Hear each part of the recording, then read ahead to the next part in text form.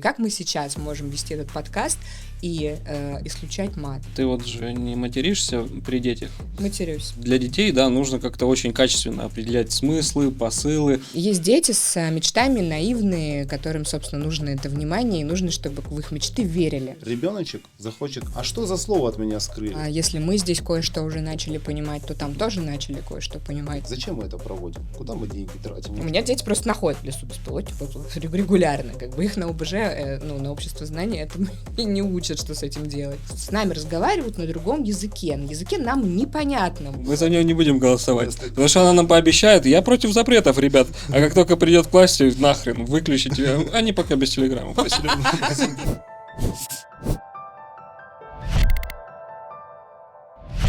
Друзья, приветствую вас на честном подкасте Патриотического движения Победа 945. Ее ведущие Сергей Черкасский и Павел Кухаркин. И сегодня у нас в гостях прекрасная гостья, по совместительству моя подруга и спонсор моего лука.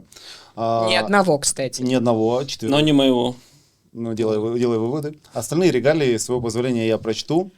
Настя Приказчикова, журналист, автор документальных фильмов, учредитель благотворительного фонда «Подарок ангелу», продюсер проекта помощи детям с ДЦП «Добрый шрифт», генеральный продюсер культурно-просветительского проекта для детей «Парабайки», член Союза детских и юношеских писателей и, что самое похвальное, многодетная мама. Настя, привет. Привет. Привет. Я из кофты начну, из того, что я вижу ежедневно в Москве, это постоянное упоминание вашего фонда «Добрый шрифт». Может, коротко для тех, кто еще не знает, рассказать об этом фонде? Это не фонд, это проект фонда. Мы занимаемся помощью людям с церебральным параличом, маломобильным людям с 22 года. И Доброшрифт — это как раз большая компания, рекламная, социальная рекламная компания, которая популяризирует эту тему помощи людям маломобильным, людям с церебральным параличом. И мы ее создавали в 2019 году, когда как раз был запрос на то, чтобы о теме маломобильных детей и детей с ДЦП говорили, да, чтобы люди понимали, что это за заболевание, и что этому заболеванию, и что людям с этим заболеванием необходима помощь. И тогда мы собрали наших подопечных, попросили написать каждого из подопечных по одной букве.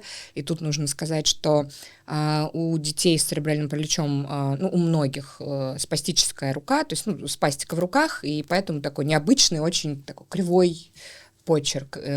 Мы собрали, дети написали по букве, мы собрали из них алфавит, вот, причем как русский, так и английский. И при помощи студии Артемия Лебедева, в общем, объединили это все в такой дизайнерский шрифт, который разрешили, на который дали возможность использовать брендам, блогерам, селебрити, крупным государственным компаниям. В общем-то, нас поддерживали абсолютно все, там, от даже московского метро. Московское метро выпускало карту «Тройка» с доброшрифтом.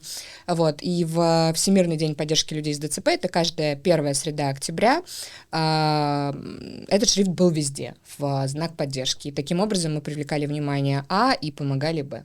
А вот у меня вопрос. У нас есть такой определенный стереотип, что фонды — это либо что-то пришло извне, плохое, страшное, ужасное, либо достаточно нераскрученное, малоизвестное. А у вас получилось как-то выстроить бренд так, что, по сути, об этом знают все действительно. Это один из тех примеров. Вот почему у вас получилось стать популярными на слуху, а кто-то остается малоизвестным? Нет таких коллабораций, взаимодействий. Вот за счет чего?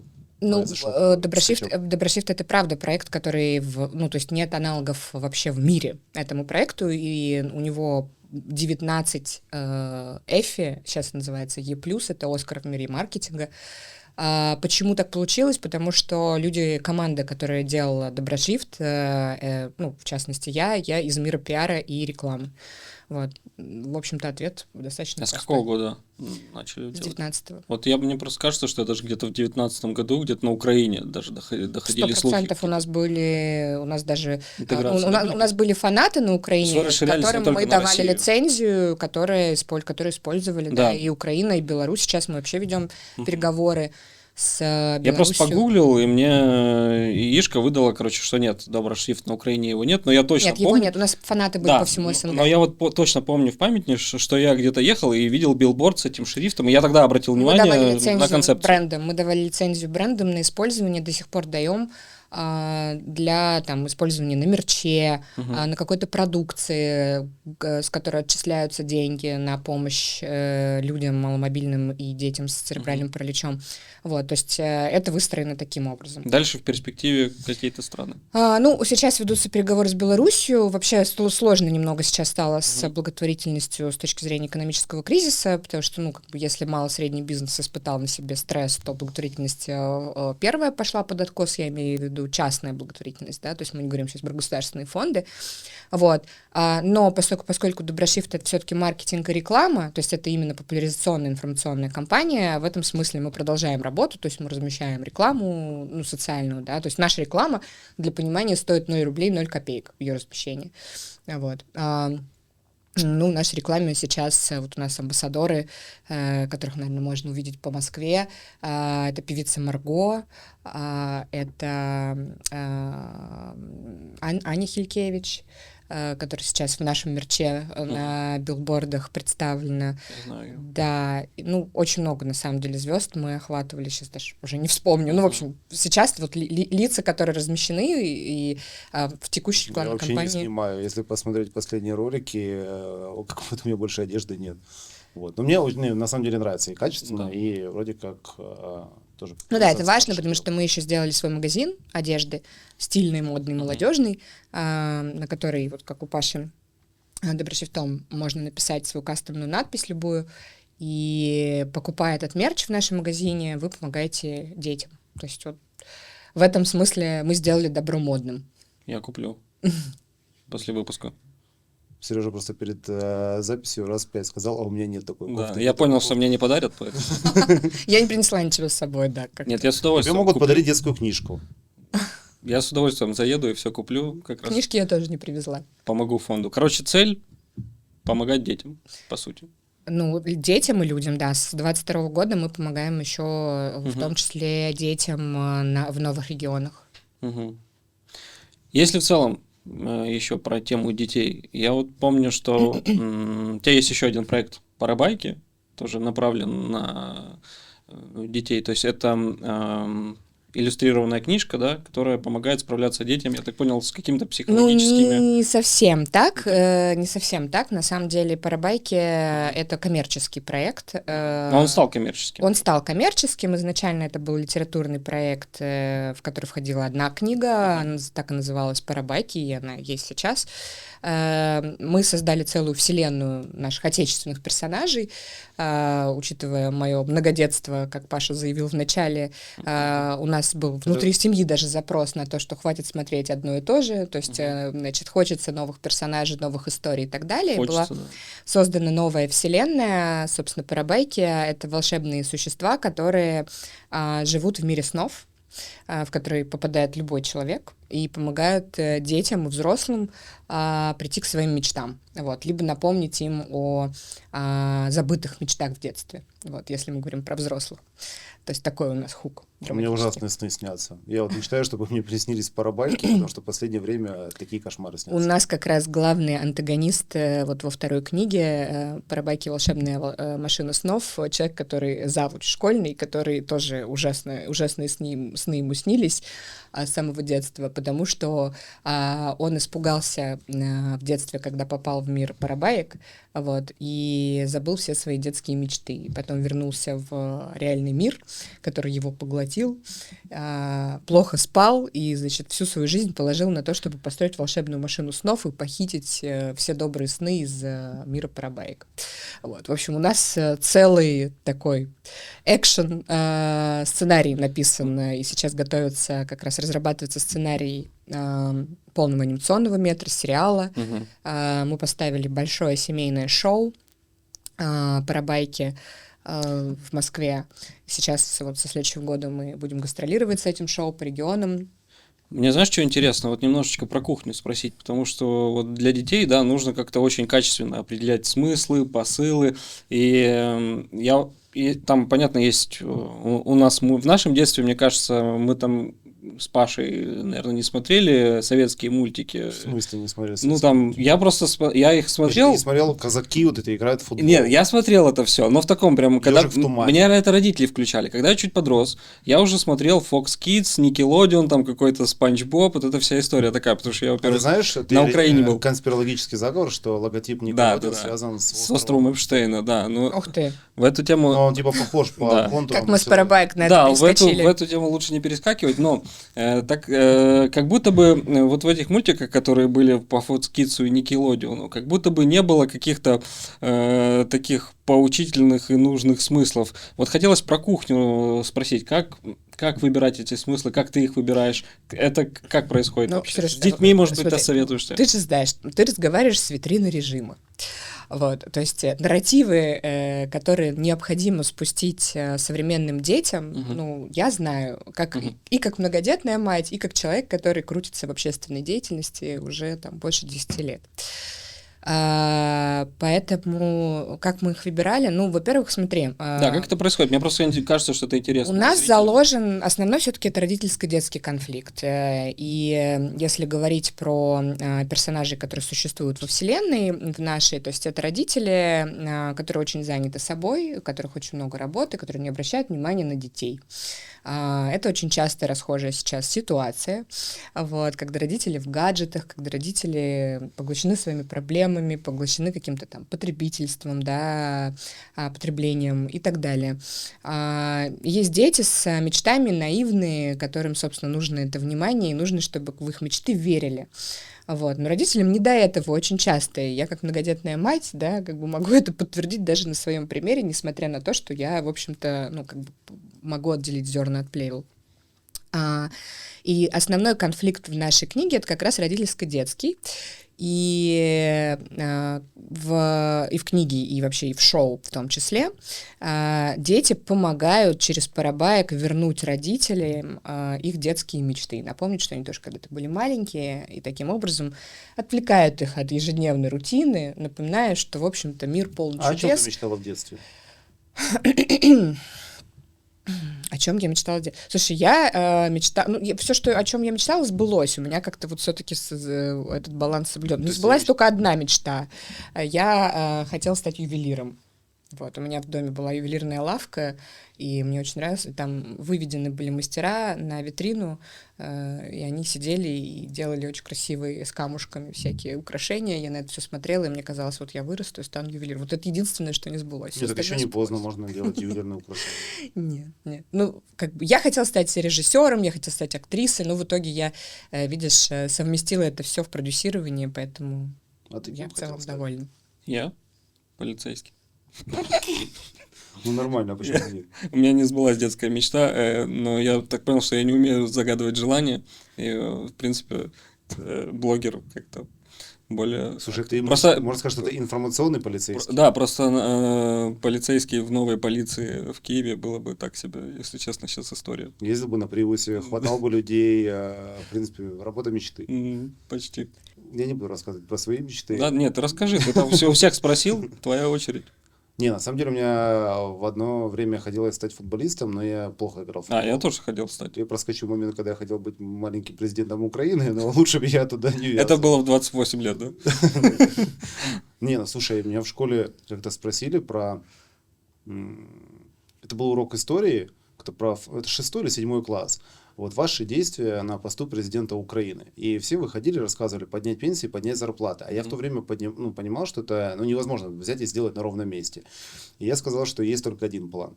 Он частично совпадает с сумасшедшими заявлениями нынешних руководителей Киева. Я говорю, что единственный шанс – это возобновить ядерную программу, объявить войну Японии и не воевать с ними, просто сдаться, капитулировать, чтобы они нас захватили и стать их колонией. Другого шанса жить нормально у нас нет. Короче, ты любил аниме. Что вы еще хотели узнать про Парабайк? Хотела спросить. Если вернуться к Парабайкам. Вот в моем понимании, да, есть такие устоявшиеся образы детские. Причем с многими из них начинают сейчас бороться. Вот, например, я рос под «Ну, погоди». В детстве это было популярно. Так. Начали говорить, что волк там курящий, и вообще это вредно, плохо. Затем одно время уже подзабыли образ Чебурашки, сейчас его воскресили, и Чебурашку снимают уже там 3-я часть будет. Я, правда, еще, каюсь, ни одной не смотрел. Но это, по сути, все, что было придумано давно, но при этом настолько вкоренилось в нашу там жизнь. Вот мы сейчас по центру Москвы прошлись, и везде вот эти вот там Чебурашки, матрешки и так далее. Вот можно ли в современных реалиях создать образ персонажа, да, который конкурировал бы с американскими... Я уверена, что да. С японским... Конечно. Почему нет? Чего Разумеется. нам до этого У не нас, хватало? ну смотри, с точки зрения чего? С точки зрения анимации, если, то я думаю, что с учетом, как далеко сейчас шагнули технологии, в том числе ИИ, которые используют и Голливуд в том числе, я думаю, что мы при условии того, что будем работать, догоним Голливуд, ну, Скорее, скоро. Давайте. Не скажу быстро. По качеству картинки. По качеству картинки. По качеству сюжета, ну, смотри, у нас очень жесткое сейчас идет цензурирование, ты все правильно сказал. Мы убирали из книги «Радугу». Да, ну, то есть, хотя, казалось бы, в «Мире снов» она есть, но мы убирали из книги «Радугу».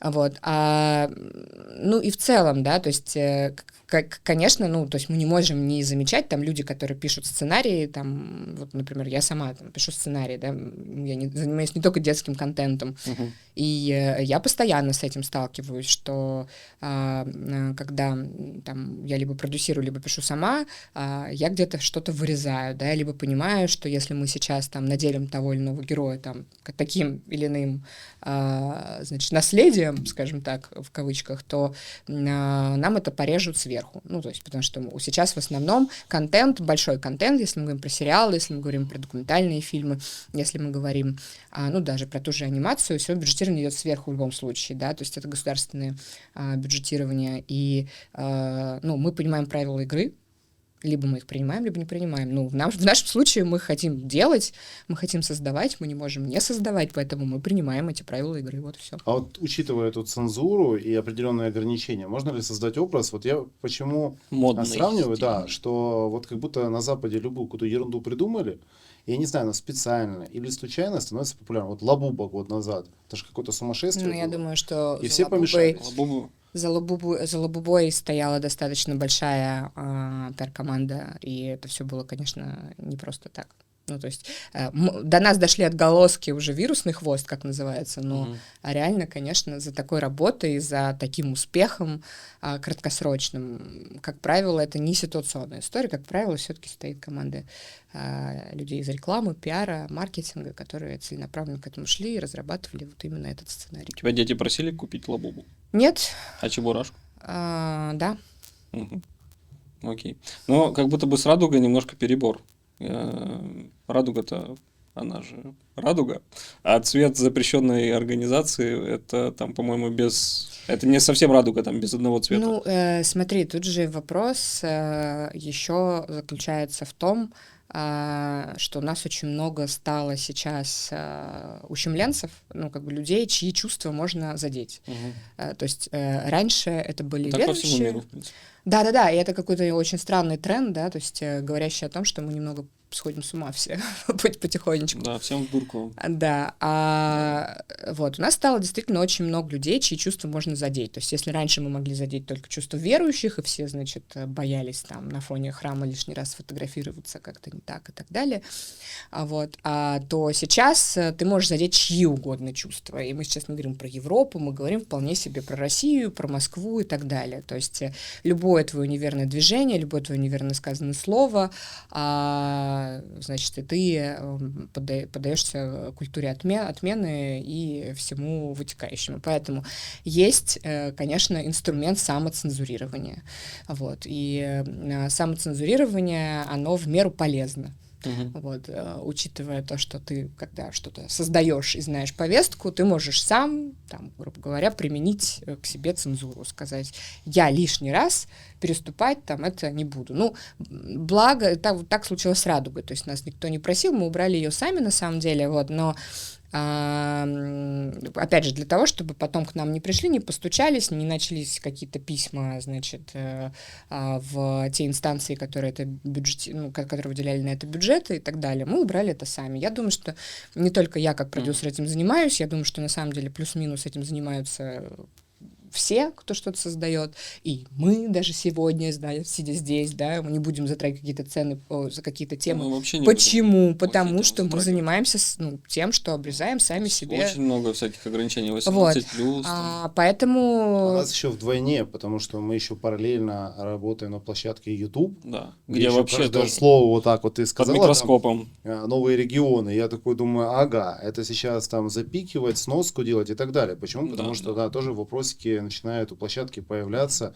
И мы живем в такой вот рамки прям ограничений. Я более чем уверена, что это временно, что это что это невозможно на длинной дистанции, вот, что рано или поздно по какой-либо причине, которых на самом деле великое множество, все это снесется, отменится и так далее. Вот. Конечно, цензура какая-то останется, без нее нельзя, но просто, скажем так, ослабнет кулак. Вот. А если, да, извини, вот мне даже вопрос. Извини, я сразу скажу, что с точки зрения литературы детской, с точки зрения наших семейных шоу, было несложно. Ну, то есть это все-таки семейный контент, там как бы самоцензурировать было нечего особо, да, то есть, ну, мы как бы там что-то вырезали уже так. Вот. Все-таки глобальная это история про волшебство, про семью, про детей, про мечты, и ну, она просто красивая сама по себе, то есть там нет каких-то драматических линий, которые нужно было бы выкручивать, значит, специально, чтобы обойти цензуру. Вот тоже такой вопрос. Ты говорила про определенную там экспансию, да, что это не только в рамках России, это как масштабный проект, там, попробовать в другие страны. Вот если предположить, учитывая то, что и со стороны там наших западных партнеров оказывается такое давление, тоже культура отмены всего на русского, можем ли мы вообще как-то допустить, что наш контент, в том числе там детский, там, безобидный, с хорошими правильными смыслами, может там получить такую же волну популярности, или сразу начнут говорить, это русская пропаганда пытается сразу. Нет, мне кажется, даже есть пример Маша и Медведь же. Ну да, Маша и Медведь. Больше, чем еще раз. Ну, мы же сейчас не в 22-м году уже, вот. И если мы здесь кое-что уже начали понимать, то там тоже начали кое-что понимать, поэтому я думаю, что все-таки еще лет 5, и мы сможем вернуться к обсуждению того, чтобы у нас покупали контент, либо там, может быть, покупали его, ну, как это сейчас, насколько я знаю, мои коллеги делают, покупали его там, например, даже Корея, да, и просто перепродавала потом, то есть история знает такие случаи. Ну, вот насчет Маши и Медведя, я там не знаю всех деталей, но, насколько мне известно, завирусилось не только прямо на СНГ-шные страны, а там еще и в переводе где-то смотрят. Вот это абсолютный рекорд, там, миллиарды просмотров. Да, мы ничего не сможем сделать, если контент успешный, если в нем заложено правильное, если он на правильном драматическом движке создан. Вот, если все правильно сделано с точки зрения бизнеса и, как Паша сказал, экспансии, вот, сделать так, чтобы его не смотрели по причине какой-то цензуры, практически невозможно, но только если действительно отключить людям интернет. Вот. Если контент хороший, его посмотрят. Как у нас запретили голливудские фильмы, там, значит, запретили, да, закупку там сериалов HBO и так далее, и тем не менее, тем, кому надо, все смотрят. У нас в следующем подкасте будет человек, который работал в Рутуб, и мы как раз просто с Сережей хотим сказать спасибо за тот контент, благодаря которому ты смотришь в день премьеры буквально уже выходом всех сериалов. Бесплатно еще и так далее. Да. Если мы про Запад начали говорить и сравнивать, вот всеми социальными проектами, как правило, занимаются некоммерческие организации. И вот интересно сравнить просто в этом контексте западный подход и наш подход. Если на Западе, допустим, НКОшки, это финансируются они там в какие-нибудь фонды Сороса, Гринписы, Ротшильды и так далее. Это частный бизнес, который потом формирует, значит, с помощью этих социальных проектов какую-то свою повестку и, собственно, двигает массы туда, куда нужно двигать. Как в России с НКОшками обстоят дела? Как у нас это все устроено? Это какой-то вопрос обо всем и ни о чем. Смотри, во-первых, на Западе, ну, я жила на Западе, вот, и там помимо НКОшек, которых ты назвал, есть масса НКО, которые организованы просто бизнесом, там, не знаю, тем же Walmart, например, который помогает малоимущим семьям. Да, я об этом говорю, что частный бизнес этим занимается. Но ты сейчас говоришь про какие-то вот про политические НКО, которые потом выходят именно на политическую арену. Я не знаю, я не эксперт в этом. Я не занимаюсь политикой через свое НКО, и, в принципе, я не знаю, как у нас это устроено, даже не хочу в это лезть. Ну, то есть я занимаюсь исключительно и соприкасаюсь исключительно с теми НКО, которые занимаются помощью людям. А как у нас там устроено и будет устроено, и что будет дальше с теми НКО, которые занимаются там политическими агитациями и прочим, меня это мало интересует. Не, просто почему? Вот буквально пару недель назад мы записывали подкаст, где просто сравнивали, как у них там работает, ну, так называемая мягкая сила. Они даже просто какой-то подарок подарить просто так не могут. Там обязательно должна быть наклейка, хотя бы USAID, но сделать. Вот. И в целом, вот, как мне кажется, есть принципиальное отличие, можно сказать, школы или философии там, западного мира от нашего. У них создают какой-то продукт. Его пытаются прорекламировать, популяризировать, а потом закладывают смысл. И это выстреливает. Смысл закладывается, скорее всего, на этапе создания. А у нас как будто бы наоборот идут. То есть придумывают, что вот смысл, давайте его впихнем в любой продукт, из-за этого не все сразу залетает. Это можно даже посмотреть на примере разных артистов, либо блогеров. Так, а при чем тут НКО? Подожди, я вообще... Вот, я сейчас к этому веду, что... Все перепуталось. Мы все равно рассматриваем на любой продукт как на инструмент определенного влияния. Так. То есть мы же хотим, чтобы под нашим влиянием там воспитывались дети, росло там поколение, читали там наши книги и так далее. А проблема многих продуктов наших, которые выпускались в последнее время, что они были непривлекательны с точки зрения того, что они нарочито кричали. Все правильно, потому что у продукта есть своя аудитория, и лучше всего работает UGC контент сейчас, да, так называемый, и это как раз через селебрити, блогеров и так далее.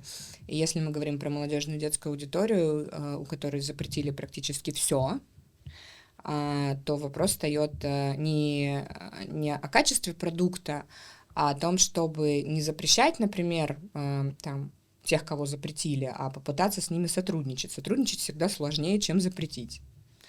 Если бы нашим детям спускали бы нарративы через понятных им каких-то персонажей, да, персоналей, блогеров, селебрити, то я думаю, там, молодежь, то я думаю, что дело пошло бы куда быстрее.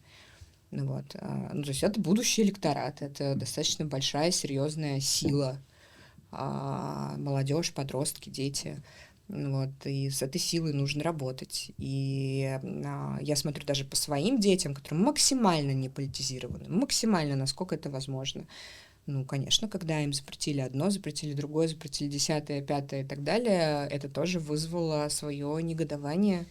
Поэтому, если мы говорим про продукты, неважно, медийные продукты, какие угодно наши государственные продукты, и их правильное позиционирование, правильную продажу на аудиторию, а работать нужно с людьми, которые понятны эта целевая аудитория, а кто у нас сейчас эти люди, ну, то есть это вот большой вопрос. А вот такой момент, да, ты сама рассказала, да, что есть самоцензура, чтобы, не дай бог, никого не оскорбить. Параллельно включается реальная цензура, где вот сейчас, например, музыка на многих площадках зачищена от лишних слов, плюс дополнительно идет борьба с матом. Я был на последних там 2 концертах музыкальных, не буду говорить каких специфически, но там артисты говорили, мы не знаем, как после 1 марта вести концерт. Поэтому в моменте, где какое-то слово сомнительное, они давали допевать залу. И очень странно, что человек поет и дальше сам не может произнести, а 20-тысячный зал допевает это запрещенное слово. Но вот у меня вопрос. Когда мы делаем настолько рафинированно чистым наше пространство, вычищенным, а не сыграет ли это, наоборот, злую шутку, ну, что я об этом и говорю. Ребеночек захочет, а что за слово от меня скрыли, что за игрушку? Конечно, запреты всегда интереснее, чем вседозволенность. Вот, по крайней мере, по детям, ну, это всегда заметно. То есть попробуй что-то запретить ребенку, да, как бы, это вызовет интерес. А что же мне такое запрещают? А почему нельзя сладкое, значит? Потому что это вкусно. Вот и все. Ну, то есть то же самое. Поэтому я именно об этом и говорю, что с молодежной аудиторией запреты не работают. И что делать тогда? Менять политику информационную. Ну, что изменится от того, что я сейчас это скажу? Скажите, пожалуйста. Я думаю, ничего. Ну, это мнение. Вода камень точит, все нормально. По чуть-чуть. Не, вот у нас... Нужно вести просветительскую работу просто. А прошлый гость был наоборот, нам говорил о том, что наоборот надо... Запрещать. Кто, я говорила? Нет, прошлый гость. Прошлый гость.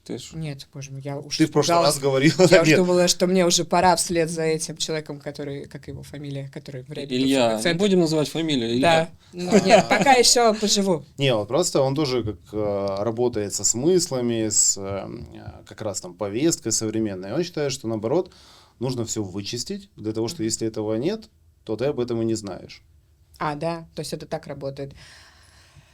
Ну, смотрите, давайте так. Надо Вот, это же совершенно не секрет, и да, кстати, все равно все сидят в интернете там через VPN и в Телеграме. Дети играют в Roblox, и так далее. Ну, конечно, играют. Я могу об этом честно сказать. А когда его запретили, это действительно была большая проблема, вплоть до того, что я уеду жить в Беларусь.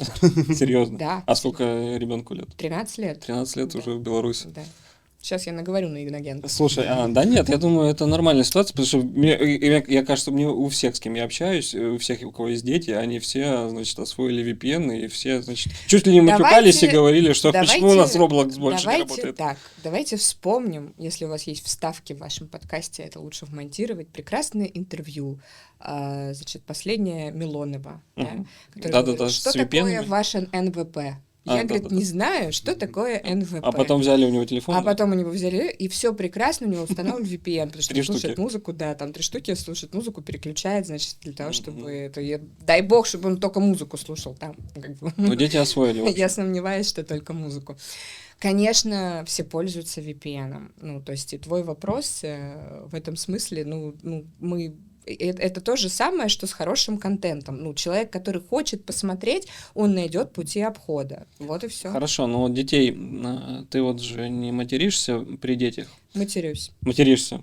Неожиданный. Я работающая мать, вот, и часто мои рабочие дни иногда бывают рядом с детьми, вот, поэтому, к сожалению, к своему большому стыду, вот. При детях материшься? Бывает, правда, это невозможно, когда тут надо просто понимать, да, что, многодетная мать и многодетная работающая мать, которая ни дня не была в декрете за последние, 15 лет, да, то есть это разные немножечко вещи, потому что, я...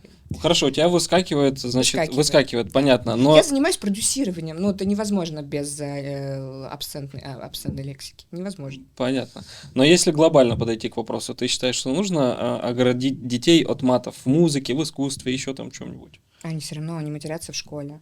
То есть это бесполезно занятие? Смотри, человек, который не хочет материться, он не будет материться. Вот я росла я родилась в Донецке, да, училась в Москве на Арбате. Мы с тобой как раз проходили, я показывала как свой маршрут. И у меня была приличная школа, но в моей приличной школе, значит, были наркоманы и алкоголики юные и так далее. Я первый свой бокал вина выпила в 26 лет. Да? Почему? Потому что я не хотела. Человек, который не хочет, он не будет. Он может знать все, он может знать мат, он может знать... Это тоже имеет отношение к запретам. Ты знаешь, что такое, ты видишь, что твои одноклассники употребляют или пьют, или матерятся. Это твой выбор. Ты материшься или не материшься, это твой выбор. Ты повторяешь или не повторяешь. Я, например, знаю, что у меня отец, он заслуженный хирург. В хирургии матерятся все, причем так, как мы даже не знаем, вот, и просто даже таких слов не знаем. Я ни разу за свои 40 лет не слышала от отца ни одного матерного слова. Это его выбор, он, он может себя сдерживать, он не матерится, он приходит домой, и он без скальпеля, ему не нужно материться. Вот. Я не знаю, что такое, хотя я знаю совершенно точно, что на работе у них это используется просто как один из рабочих языков. Вот. Потому что это еще хирургия, это травматология, значит, и это такая отдельная, скажем так, сфера в медицине. Я с тобой полностью согласен. Да. Почему? Потому что я с многими адептами тотальной цензуры спорю и привожу один пример, что Чикатило вырос на прекраснейших просто фильмах и песнях и книгах, Да. но это не остановило. И если мы посмотрим, например, что выходило в 80-х, это были замечательные, прекрасные песни. Не про там, маты, алкоголь, наркотики и так далее, а красивые песни. Там, группа «Земляне», там, «Сябры», многие другие. При этом самый большой был уровень пьянства, наркомании, безработицы, разводов и так далее. Потому что в первую очередь это социально-экономическое положение. И какую бы прекрасную песню на радио не крутили, если у тебя проблемы на работе, дома, то ты тянешься за стаканом. Как мы, слушая «Сектор газа» в детстве, выросли, как бы превратились во что-то, да, стали кем-то. «Сектор газа» очень талантливый. Это очень талантливо, но там была лексика, которая сейчас была. Конечно. Ну и все, как мы стали кем-то, как мы стали приличными людьми, как мы сейчас можем вести этот подкаст и исключать мат. Ну, Если можем мы вообще же, родились можем же, такой- значит, все возможно, 90-е. получается. Вот и все. Родились в 90-е в очень интересном месте, Мгм. где, в принципе, тяжело оставаться нормально. Но, Ну, кстати, ну, там, да, я сейчас как раз выпуск делал про маты на Украине, там же маты сейчас везде, на билбордах по всей стране. это Вот нормально. они, мне кажется, они чуть-чуть перешагнули линию нормальности и не могут остановиться, потому что у них реально на билбордах, наклейки на машинах, значит, президент там уже матерится везде. Тут главное все-таки соблюдать тоже какой-то баланс. Ну, это разные полярности. Вот, просто нужно сойти с точки чего-то нормального. Но раз мы их вспомнили сами, актуальные новости хотели с тобой обсудить. Вот суд на Украине, в частности, приговорил Мединского и ректора МГИМО Анатолия Таркунова к 10 годам лишения свободы с конфискацией имущества, которого у них нет на Украине, за то, что они работают над учебником истории для 11 класса российских школьников. То есть, по сути, другая страна просто вводит какие-то персональные санкции за то, что люди пытаются избавиться от тех книжек, которые там начали в 90-х как раз НКОшки западные продвигать. Вот такая вот борьба, она с чем связана? То есть им не нравится, по сути, что делается у нас внутри, и их не касается? Или как это вообще воспринимать эти достаточно странные новости? Ну, это же, мне кажется, все новости с Украины можно воспринимать только через... Там одно восприятие, возможно. Мне кажется, даже смысла нет об этом говорить. Поддерживаешь ли ты то, что сейчас книжечки чуть меняют, наконец-то? У нас? Да, переделывают. Я не видела переделки. Я не могу тебе никак ответить на этот вопрос. Ну, то есть я должна понимать масштаб и что конкретно меняют. Меня просто интересует вот книжка, над которой работает Дмитрий Анатольевич Медведев. Вот. Общество знания. Да, я ее хочу просто приобрести. Ну, я думаю, это очень хороший, классный ход для Дмитрия Анатольевича. Вряд ли что-то можно сделать с обществознанием, кроме того, чтобы рассказать о том, что делать, если ты нашел в лесу беспилотник, например. Ну, как бы, что еще там можно поменять? У меня дети просто находят в лесу беспилотник регулярно, как бы их на ОБЖ, на общество знаний этому не учат, что с этим делать. Приходится вот как бы объяснять, понимаешь? Ну, то есть, что можно сделать с учебником общества знания? Ну, только актуализировать его под какие-то современные реалии. Вот. Ну, Мне да. кажется, что у Дмитрия Анатольевича это 100% получится. Посмотрим. Я находил в лесу тоже, не беспилотник, но как-то ракету. Еще времен Второй мировой войны. Наверное, в службу назвонить. А ты Да, что да. сделал? Да, позвонил в службу. Ну, я не знаю, приехали или нет, потому что они мне сказали ждать, стоять на месте. Но в итоге я ушел просто, никто не приехал. Ты безответственное гражданин. Но вот в продолжение, да, темы с этими учебниками. Я понимаю, что это достаточно маразматически звучит, когда с другой стороны что-то запрещают. Но так повсеместно против нас действуют.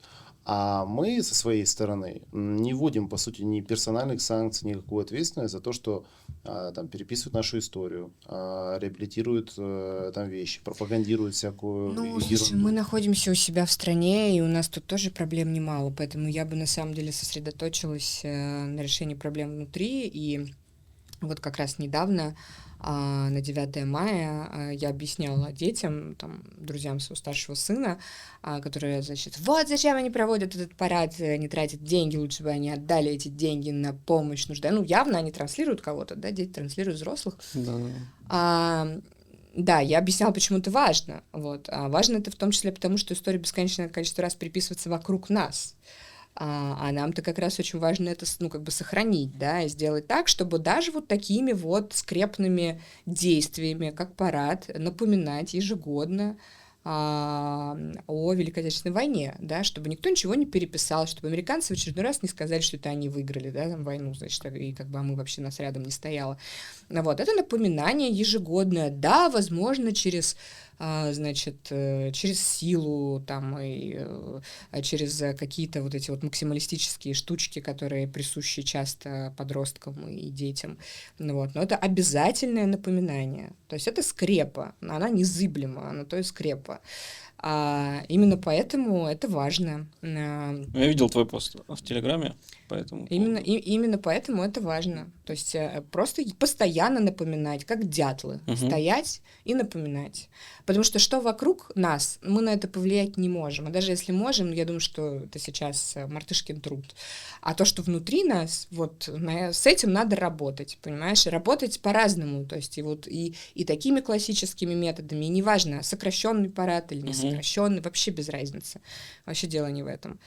Вот. А все, что мы можем сделать внутри, мы должны делать. В том числе, опять же, я говорю, работу с лидерами мнений для детей. Сотрудничество. Это то, что нам очень сильно нужно. Для того, чтобы вести как раз молодежь, детей, подростков к тем нарративам и тем смысловым ориентирам, которым мы хотим. Вы в итоге что делали на 9 мая с детьми? Ты были... прочитала лекцию, правильно? Да, я прочитала лекцию. Нет, написала пост. У нас на самом деле достаточно классический 9 мая. Мы смотрим парад. Я всегда показываю прадеда, собственно, который воевал у нас, да, и у него очень много медалей за отвагу, и плюс он еще помогал восстанавливать шахты, вот, уже в послевоенное время. Рассказываю его историю, то есть, мы не ездим в город в этом смысле, да, вот, но... нет смысла, мне город просто многие сложно приезжают мы в Москву и говорят, как попасть на парад? Да никак ты на него. Я говорю, идти надо было в армию, а тут нет, мы смотрим, мы покупаем ленты, там, младший одевает форму, вот, ему очень нравится, то есть по-разному прививаем эту культуру, то есть для нас этот праздник важнее, чем, там, Новый год. Безусловно. И, как ты сказала, такую правильную вещь, что они же транслируют не свои мысли. То есть ребенок может прийти в один момент и сказать, зачем мы это проводим? Куда мы деньги тратим? Ты посмотрела, на кого он подписан в Телеграме? Нужно было... Он ни на кого не подписан в Телеграме. Он сейчас пока без телефона. Пацан. У него, то есть, да, после спича про 9 мая. Я в целом как бы против санкций, против ограничений, но иногда надо. Но детям все запретило. Понятно. Просто на время иногда в санкционный список попадает. Я хочу сказать, что если ты будешь баллотировать, а уже нельзя, да, успеть в этом году? Мы за нее не будем голосовать. Потому что она нам пообещает, я против запретов, ребят. А как только придет к власти, нахрен, выключите. Они пока без телеграмма. Посидят по цензуре. И что, и Макс новости почитаю. Я у себя вылезала радугу, и вам смотреть в окно нельзя. Да. Слушай, сколько? 45 минут нам понадобилось, чтобы вывести тебя на чистую. Да, просто раскусили тебя. Почти как Милонова. Нет, слушай, тут ограничение временное, значит, конкретно... Все так говорят, да? Нет, подожди. Тут ограничение временное и касается конкретного действия человека, значит, там, за невыученный урок, скажем так. То есть вот выучил, получил телефон. Здесь немного другое, поэтому не надо меня... соглашусь. Это другое. Да, не надо, это другое, да. Это другое. Как говорят классики. Фух, ладно. Но тоже возвращаюсь к современным нарративам. Вот сейчас многие от 20 до 40 тревожатся о своем будущем. Да и в целом, вот буквально позавчера вышел опрос в ЦИОМ, где повышенный уровень тревоги в России, в частности. Все стали тревожные. Да, и многие из этого откладывают какие-то важные жизненные процессы. Вступить в брак, родить детей и так далее. Все как будто чего-то ждут, Хотя, ну, бесполезно ждать. Я вот всегда... Нет, ждать вообще нельзя. Да, ну лучше жить. Ты не знаешь, что будет завтра. Может, завтра будет еще хуже. Так вот, я тоже Вот говорю, мы хотим у тебя и спросить, потому что ты похожа на человека, который живет сейчас, у тебя куча каких-то социальных проектов, у тебя куча детей. Твоего совета людям, которые откладывают жизнь сегодня. Ну, можно я сначала поясню, почему я так Конечно. думаю. Я думаю, что эти люди тоже не лишены рассудка в этом смысле. Я прекрасно понимаю эту тревожность. Ну, то есть мне она понятна. Вот, мне понятно, почему не вступают в брак, потому что, ну, опять же, как бы сейчас это еще связано с экономической, да, ситуацией в стране. Но тут мы уже понимаем, что нужно просто подзатянуть пояса, перетерпеть и там прийти все-таки к тому, что нам полегчает. Вот. Как можно хотеть рожать первого, второго ребенка, когда у тебя такая абсолютно неграмотная социальная реклама, которая кричит тебе, значит, рожай, ну, совершенно какими-то вот, ну, разговаривать с тобой на языке не на современном, то есть не на том, как вот ты привык там включив телевизор, я не знаю, посмотрев новости в интернете, там, открыв социальные сети, это совершенно другой язык. Ну, то есть с нами разговаривают на другом языке, на языке нам непонятном. От этого нам больше разговаривать, ну, от этого нам больше рожать не захочется, да, и вступать в браки. То есть проблема самая главная в том, что до нас неверно, до широкой аудитории, неверно доносят информацию. Ну, то есть это делают неграмотно, невозможно, не используя при этом хорошие исследования, там, хороших специалистов из области там, той же социальной рекламы, да, не проводят фокус-группы. Я не знаю, в чем ошибка, но я глубоко убеждена, что у нас просто очень неправильная информационная политика в этом отношении. Вот, потому что у нас информационная политика намерена залезть тебе в постель, понимаешь, а не как бы объяснить тебе вообще, в чем смысл. Ну вот про социальную рекламу тоже интересно, да. Потому что бывает удачно, я там даже сам обращал внимание на билборды такие интересные. Там какое-то время висел, значит, билборд, что, значит, список дел, и везде галочка, значит, на разные дела, там что-то по работе сделать, там по дому сделать, а нету галочки там, где позвонить маме. Вот, и в этот момент, мне кажется, такая штука работает, и действительно, блин, может быть, и стоит позвонить маме. Знаешь, есть хорошие, есть шоковые, например, да, социальные рекламы, когда выбери, в какое кресло посадишь ребенка. Она очень многим не нравится рекламщикам, потому что она шоковая, да, такая провокационная, но на самом деле она действенная, да, потому что ты реально понимаешь, в какое кресло посадить ребенка ты хочешь. Вот. Я сейчас говорю исключительно про демографию, про социальную рекламу в области демографии и, ну, то есть вообще понимаю общий сумбур на эту тему.